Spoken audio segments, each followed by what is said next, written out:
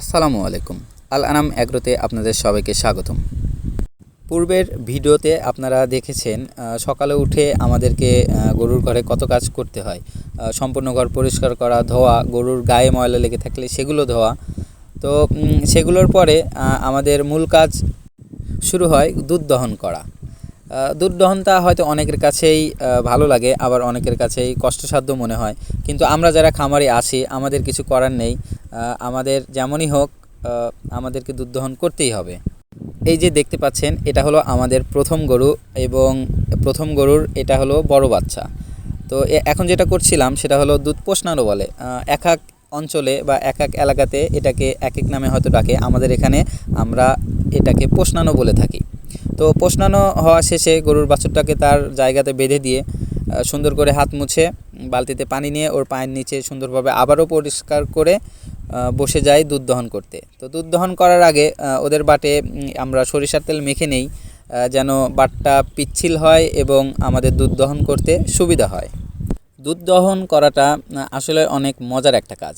হ্যাঁ, কষ্টসাধ্যের কথা বললাম কিছুক্ষণ আগে এই কারণে, যাদের অভ্যাস নেই বা যারা নতুন তাদের প্রচুর হাত লেগে যায়। এই যে দেখতে পাচ্ছেন, দুধ দুই আঙুল দিয়ে টানতে হয়, এই দুটো আঙুল একদম অবাস হয়ে যায়, অর্থাৎ অকেজো হয়ে যাওয়ার মতো হয়ে যায়। তো আলহামদুলিল্লাহ আমাদের করতে করতে অভ্যস্ত হয়ে গেছি আমরা, যার কারণে আমাদের এখন আর নতুন করে কিছুই মনে হয় না, আলহামদুলিল্লাহ। তো বড়টার দুধ দহন শেষ হওয়ার পরে আমরা আবার শুরু করে দেই দ্বিতীয় গাভীটার দুধ দহন করতে। তো এর দুধ দহন করার জন্য আমরা এই যে ওদের বাছুরকে এনে ওর দুধ পোষণানো শুরু করে দিই। এই যে পোষণানোর কথা বলছি, অনেকেই হয়তো এটা বুঝতে পারছেন না। শুধু এই পোষণানোর বিষয়টাই নয়, যদি আমার কোনো কথা বা কোনো বিষয় বুঝতে না পারেন বা কোনো কিছু জানার ইচ্ছে থাকে, আমাকে অবশ্যই কমেন্টে বলবেন, আমি অবশ্যই রিপ্লাই দেওয়ার চেষ্টা করব ইনশাআল্লাহ। তো ওর পোষণানো শেষ হওয়ার পরে ওর বাছুরকে ওর পাশেই বেঁধে রাখি, কারণ হচ্ছে দুধ দহন শেষে আবার ওকে ওর মায়ের দুধ আমরা খেতে দেই। তো বিসমিল্লাহ বলে এর দুধটাও দহন শুরু করি, এবং কিছুক্ষণের মধ্যেই আমাদের দুধ দহন শেষ হয়ে যায়। অনেকেই হয়তো বলতে পারেন যে এত বড় গাভী কিন্তু এত ছোট বালতিতে কেন দুধ দহন করছি। আসলে গরুটা এখন প্রেগনেন্ট আছে, আর তাছাড়াও ওর দুধটা কিছুটুকু দহন করার পরে আমরা লাল বালতিতে ঢেলে রাখি, তা না হলে বালতি পুরো হয়ে পড়ে যেতে লাগে। তো এরপরে ওর বাছুরকে ছেড়ে দেই। এই যে দেখতে পাচ্ছেন ও কত তৃপ্তি সহকারে ওর মায়ের দুধ খাচ্ছে। তো ওকে ওর মায়ের দুধ খেতে দিয়ে আমি দুধ নিয়ে চলে যাই আমাদের রান্নাঘরে।